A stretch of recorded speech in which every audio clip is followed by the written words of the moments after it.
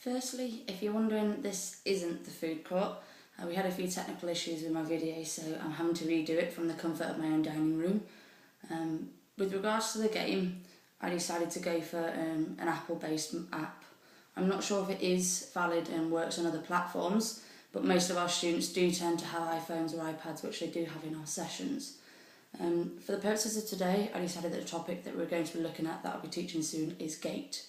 Gait is with regards to the manner of walking or running. Predominantly within the Human Performance Lab, we might look at running. However, for the purposes of today, I've got walking. So gait, some students often find it hard to look at the different phases of gait. We might explain contact times and the stance phases and also swing phases. What we might do is get students to actually walk or run up and down the lab, but we do tend to find that actually once that happens, if you get someone in the class to just walk up and down, it's gone really quickly, and then it's quite hard for the students to follow. We do have technology which we can do quite advanced gait analysis, but for instance the basic cameras might cost £500 each, and we have 5 of them, and the more expensive cameras are £10,000 each. What this means is if we've only got 5 cameras and we've got a class of 50, it's quite hard to then get the students with hands-on. So I thought that this way they could do it themselves, they can do it in the class or at home, and also I'll show you some of the technology of what it can show us. So say for instance within walking, we might just basically want to watch someone walk back. But for this, I did actually film this in the food court, as you can see from the images, and I did film Tom and Tim, my colleagues from my group. On the basic, I can just put, it might be hard for you to see, we have Tom and Tim walking through. Again, it's quite fast and hard to follow, so it's quite hard to see. So what I'm going to do is play them back at a slowed down rate. So even here, it's a lot easier for students to then look at and follow. We can also annotate the image, so if I just pause it, it's hard doing this backwards, if I pause it, I can then annotate it. So say for instance, if I wanted to look at anything in particular, I could say for instance just see that with regards to Tim's back, he's quite nice and straight, whereas Tom, let's move that one.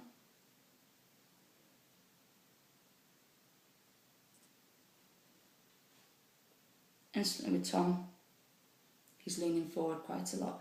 Now these are just basic things that we can use with students to show them as indicators of what we might be talking about. Also, if say for instance as they're walking, so if I just play it back, as they're then coming, it's nice and slow for you. So I'm looking at contact. If I wanted to look at a knee angle, I can also write these down. Or actually, sorry, find them out.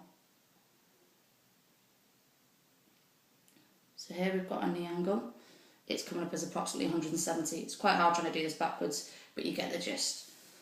So this is just a basic thing. So if I can also, I can delete these all off. So if I've cleared all.